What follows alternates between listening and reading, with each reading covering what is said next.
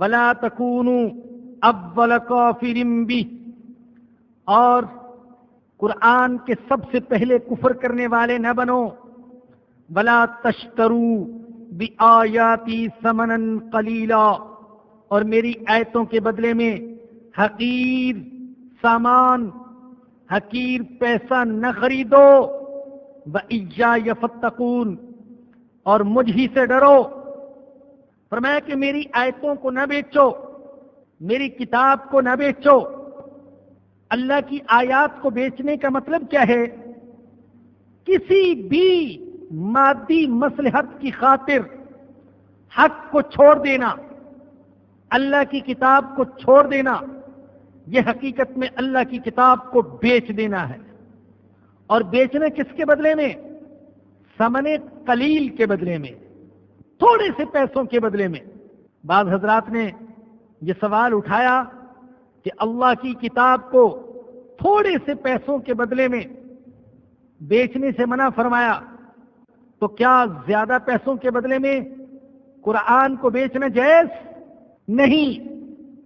اللہ کے کسی ایک حکم کے بدلے میں، کسی ایک آیت کے بدلے میں اگر اس ساری کائنات بھی مل رہی ہو تو حقیقت میں وہ ثمن قلیل ہے، ثمن حقیر ہے.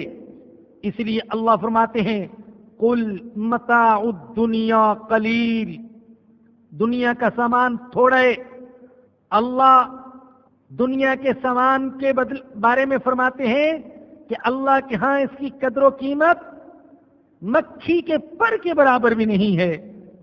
لہذا جب یہ فرمایا کہ میری آیتوں کے بدلے میں تھوڑا سا پیسہ نہ خریدو، تھوڑا سا سامان نہ خریدو، تو مطلب یہ کہ اگر تمہیں پوری دنیا بھی مل رہی ہو میرے کسی ایک حکم اور کسی ایک آیت کے بدلے میں، تو میرا حکم نہ چھوڑو، میری آیت کو نہ چھوڑو.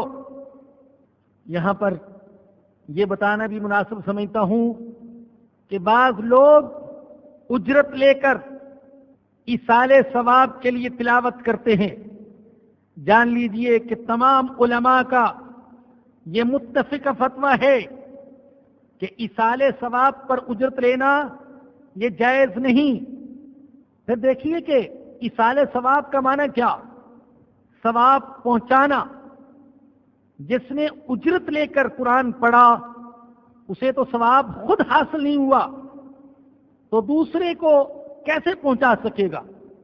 ولا تشتروا بآیاتی ثمنا قلیلا وإیایا فاتقون، اور مجھ ہی سے ڈرو. ولا تلبسوا الحق بالباطل، اور حق کو باطل کے ساتھ نہ ملاؤ. وتکتموا الحق، اور حق کو نہ چھپاؤ.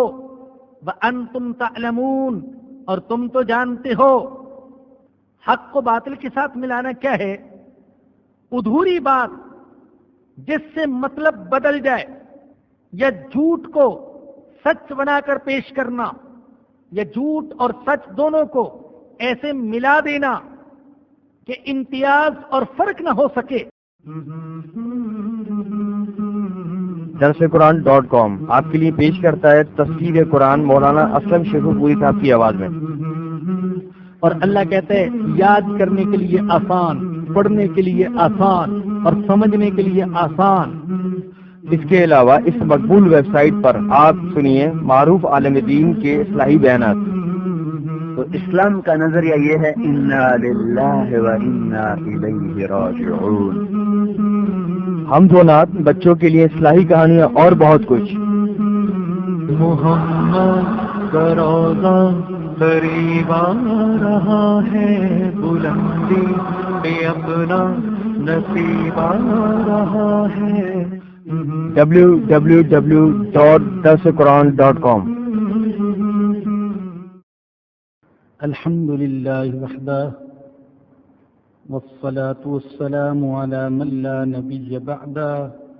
أما بعد فأعوذ بالله من الشيطان الرجيم. بسم الله الرحمن الرحيم. يا بني إسرائيل اذكروا نعمتي التي أنعمت عليكم وأوفوا بعهدي أوف بعهدكم وإياي فارهبون وآمنوا بما أنزلت مصدقا لما معكم ولا تكونوا أول كافر به ولا تشتروا بآياتي ثمنا قليلا وإياي فاتقون ولا تلبسوا الحق بالباطل وتكتموا الحق وأنتم تعلمون وأقيموا الصلاة وآتوا الزكاة واركعوا مع الراكعين أتأمرون الناس بالبر وتنسون أنفسكم وأنتم تتلون الكتاب أفلا تعقلون واستعينوا بالصبر والصلاة وإنها لكبيرة إلا على الخاشعين الذين يظنون أنهم ملاقو ربهم وأنهم إليه راجعون صدق اللہ العظیم۔ آج کے درس میں سورہ بقرہ کی آیت نمبر 40 سے آیت نمبر 46 تک کی تفسیر آپ کے سامنے بیان کی جائے گی، اور جب آپ یہ تفسیر سن رہے ہوں گے تو انشاءاللہ یہ ناچیز محض اللہ تعالیٰ کے فضل و کرم سے حرمین شریفین کی برکتوں اور رحمتوں سے مستفید ہو رہا ہوگا۔ یہ جو چوتھا رکوع ہے، بلکہ 5واں رکوع سورۃ البقرہ کا، اس 5ویں رکوع سے 14ویں رکوع تک، یعنی آیت نمبر 40 سے آیت نمبر 123 تک مسلسل بنی اسرائیل کا تذکرہ ہے۔ بنی اسرائیل کون تھے؟ حضرت یعقوب علیہ السلام کی اولاد۔ اصل میں سیدنا ابراہیم خلیل اللہ علیہ السلام کی 3 بیویاں تھیں۔ نمبر 1 حضرت قطورہ، جن سے بنو قطورہ کا سلسلہ چلا، لیکن یہ نسل زیادہ مشہور نہیں ہوئی۔ نمبر 2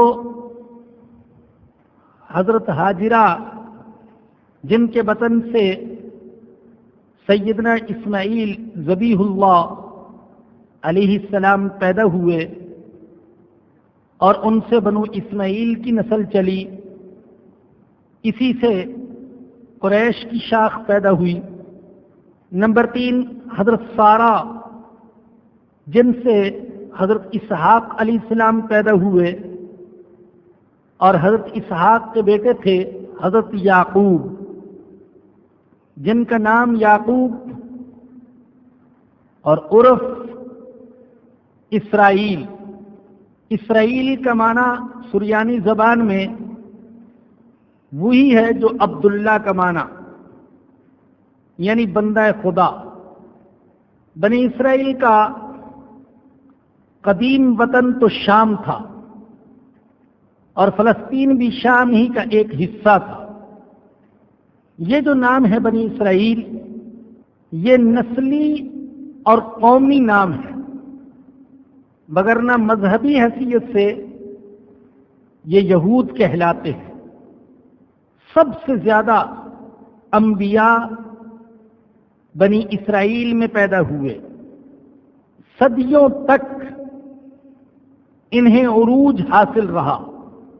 یہ اپنے زمانے میں توحید کے علمبردار تھے، وحی و نبوت اور آخرت پر ایمان رکھتے تھے، لیکن جس زمانے میں قرآن نازل ہوا، ان کا دنیاوی اقتدار ختم ہو چکا تھا، اور یہ شام سے نکل کر عراق، مصر وغیرہ میں آباد ہو گئے تھے۔